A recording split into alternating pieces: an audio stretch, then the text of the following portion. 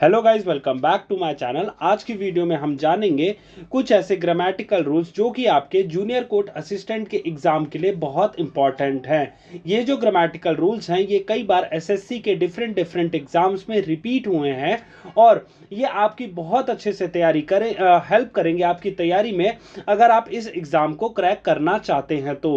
अब वो कौन कौन से ग्रामेटिकल रूल्स हैं वो हम जानते हैं आज की वीडियो में। तो चलिए शुरू करते हैं आज की वीडियो को। अब पहला रूल है आपका, certain nouns always take plural verbs. अब देखिए, कुछ नाउन होती हैं वो लगती तो सिंगुलर हैं बट उनके साथ जो वर्ब होती है वो प्लूरल आती है, जैसे pageantry, gentry, police, people, vermin, cattle. अब देखिए, इन सब के साथ अगर आप देखेंगे ये सारी सिंगुलर लग रही है, ठीक है। पुलिस भी आपको सिंगुलर लग रही है, पीपल भी सिंगुलर लग रही है, बट इनके साथ जो वर्ब है वो प्लूरल आएगा। अब इसका एग्जांपल से समझिए, the cattle were grazing in the field yesterday. अब इसमें देखिए कैटल के साथ एस नहीं है लेकिन वर्ब जो है प्लूरल लगी है, वर्ब वर, ठीक है।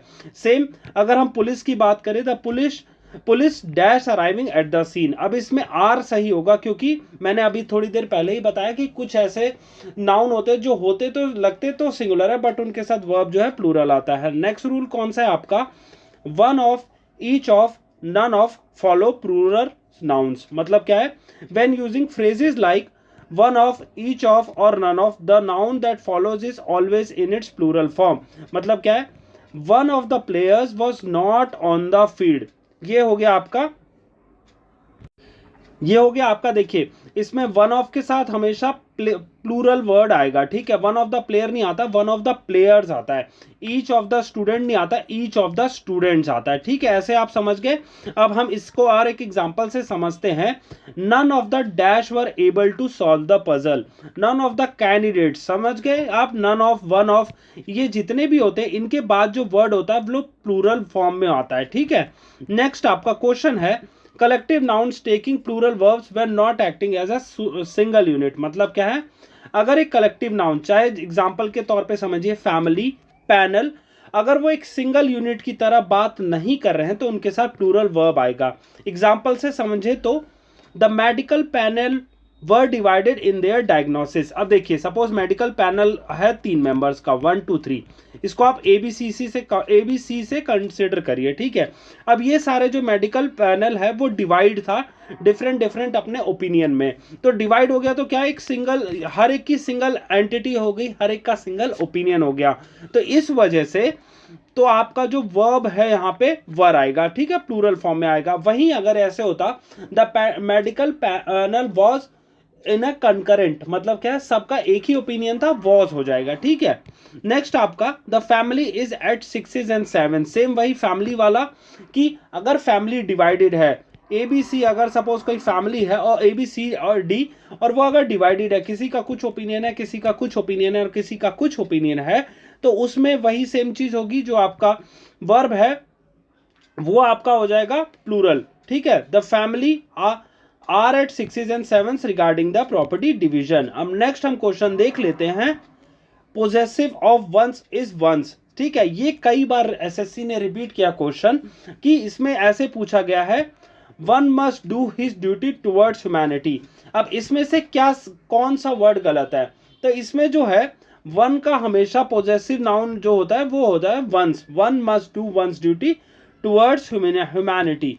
सेम यही, in order to succeed one must believe in dash abilities. अब आपसे पूछ लेंगे इसमें हिज या फिर हर आएगा या वंस आएगा, तो आप ऐसे लिखेंगे, इसका आंसर होगा one's. In order to succeed one must believe in abilities, ठीक है, वंस एबिलिटीज। फिर आपके बाद रूल 5 है, no preposition with words like uptown, downtown, outside, inside, downstairs, upstairs. अब इन वर्ड के साथ आपका कोई भी प्रेपोजिशन नहीं आता। कैसे, एग्जांपल्स के तौर पे अगर हम समझें कि देखिए, grandpa went to upstairs a few minutes ago. अब इसमें जो टू है ना वो आपका गलत है, एक्चुअल में होगा grandpa went upstairs a few minutes. इसको हम एक और एग्जांपल से समझते हैं, you must go to outside immediately.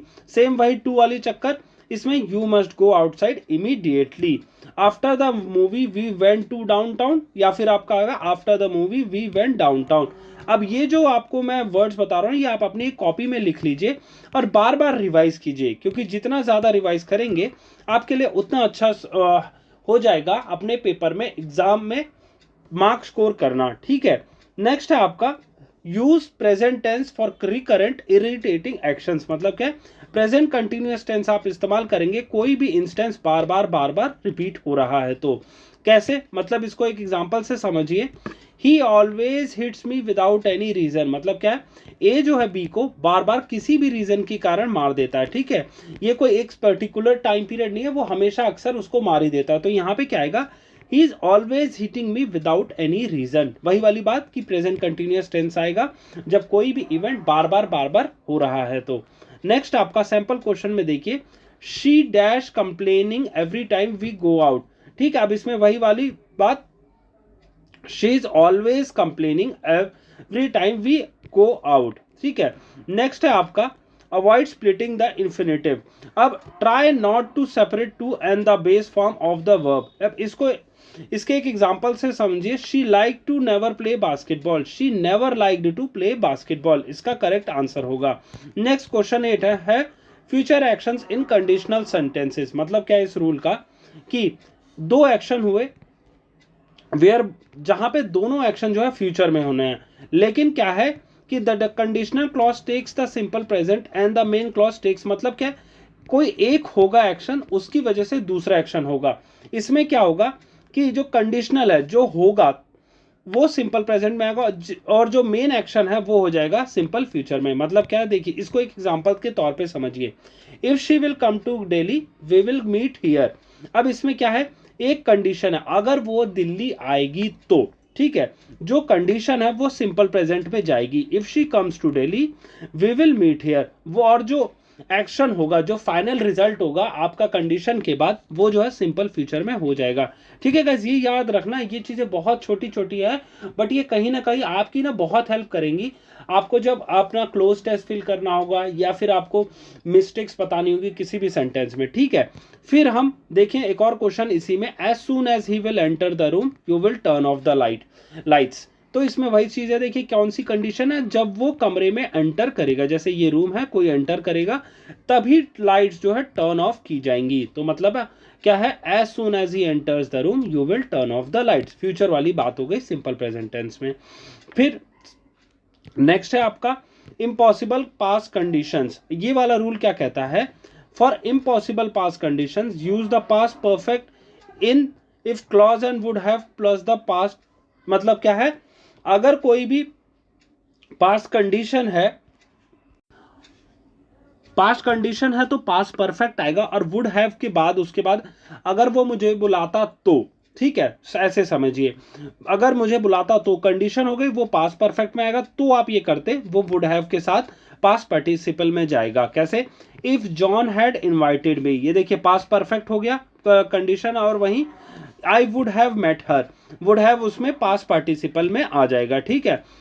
If they had ignored the warning the accident would have been avoided that, ठीक है, समझ आ गया आपको। अब नेक्स्ट है आपका क्वेश्चन 10 जो कि है, क्वेश्चन 10 ये है कि अगर आप कोई भी नरेट कर रहे हो पास्ट टेंस दो पास्ट एक्शंस को, तो जो पहले हुआ था उसको पास्ट परफेक्ट में लिखेंगे और जो बाद वाला है वो सिंपल पास्ट में होगा। मतलब समझ गए कि सपोज दो पास्ट के इवेंट्स है, जो पहले हुआ है तो उसको पास्ट परफेक्ट में लिखा जाएगा और जो उसके बाद हुआ वो सिंपल पास्ट में होगा, ठीक है।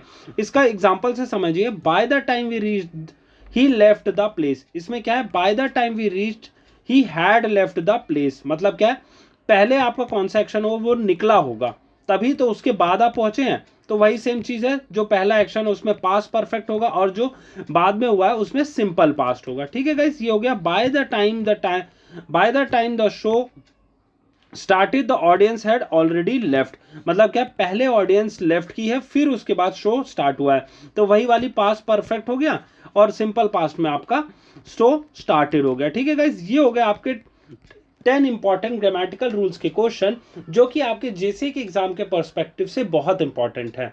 अब नेक्स्ट वीडियो में मैं ऐसे ही इंग्लिश के और 10 ग्रामर के रूल्स आपसे डिस्कस करूंगा जो कि आपकी बहुत अच्छे से हेल्प करेंगे इस एग्जाम को क्लियर करने के लिए।